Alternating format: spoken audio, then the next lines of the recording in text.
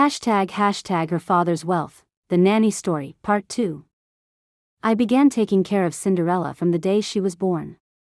There were no issues with feeding or providing for her since Uncle Lyon was very successful in his business. The whole experience was enjoyable. Cinderella was a mature baby, causing no stress, almost as if she knew she was motherless and behaved accordingly. Taking care of Cindy made me realize that being a mother is not an easy job. Every day, I prayed for Aunt Erica's soul to rest in peace and for her little girl to grow strong and healthy. Uncle Lyon's business flourished, and he became so wealthy that he opened branches in other places like Abuja and its environs. He had many employees and built numerous houses both in Lagos and outside. His favorite was Erica's palace, his house in Abuja, where he would often go to relax. He would always take Cindy and me along. The house was magnificent, like heaven on earth, just as beautiful as my late Aunt Erica. People from my village often gossiped, saying he was a ritualist, but I ignored them because it wasn't true. I wasn't just in the house idly, I did everything to investigate and found no evidence of any foul play. Uncle Lyon was a devout Christian who attended church regularly, paid his tithes, and lived a righteous life. He was always praying for his little girl, even though Cindy would cry during prayer time.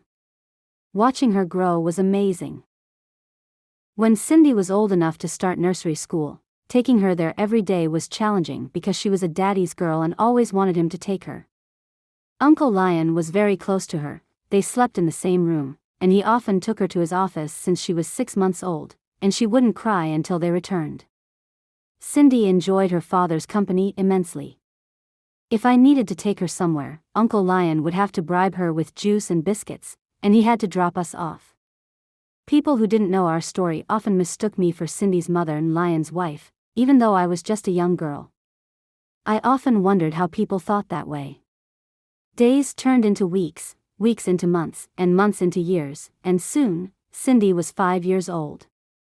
I turned 20, and Uncle Lyon was 34. I had just been admitted to the university and had to attend classes from home because I was partially Cindy's mother. We were very close and loved being with each other every minute. One night, Uncle Lyon sat Cindy and me down to tell us about his intention to find a woman to replace Erica. He had been without a woman for 5 years, mourning his dear wife and focusing solely on Cindy. I was happy because it meant less stress for me. He wanted to do this so I could focus on my education. Cindy, however, didn't like the idea and became sad. She cried, and Uncle Lyon tried to comfort her, promising that nothing would change, including their nightly routine.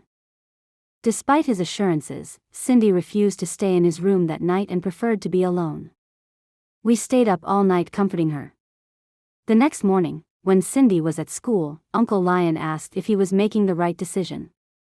I told him Cindy was still too young for such a change and suggested he keep his relationship a secret. He agreed and started secretly seeing a woman named Jamie. Jamie was almost as beautiful as Aunt Erica. I met her and explained Cindy's situation, warning her not to hurt Cindy. Everything was going well until one night when Jamie called Lyon, saying Cindy had contacted her.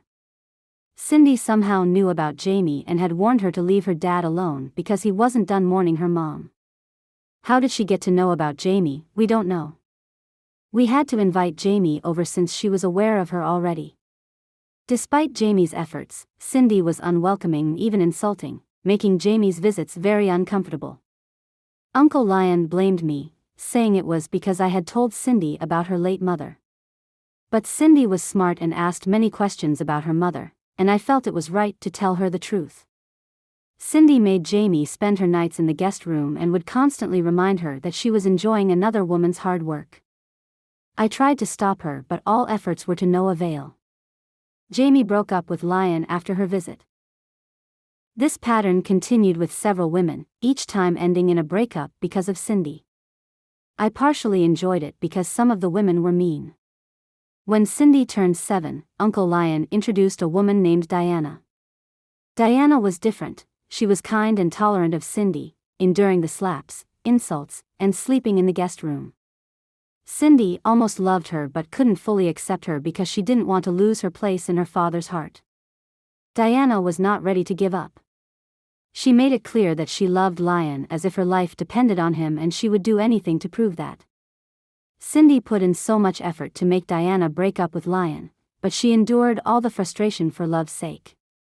One night, Cindy apologized to Diana for her behavior, and we were all overjoyed. Finally, Cindy had given up. Hallelujah, I thought. Diana won. An engagement was quickly planned. Uncle Lyon didn't want to hear any stories like, "I have changed my mind," from Cindy, so he hastened the engagement and wedding. On the day of the engagement, we decorated the house, cooked a feast, and invited friends and Lyon's colleagues.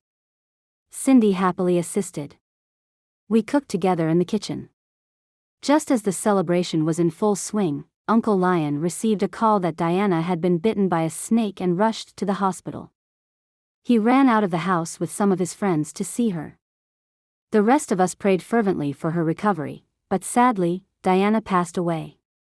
This was a devastating blow. At this point, one might wonder if Uncle Lyon had some sort of problem. Stay tuned for part 3 to find out more.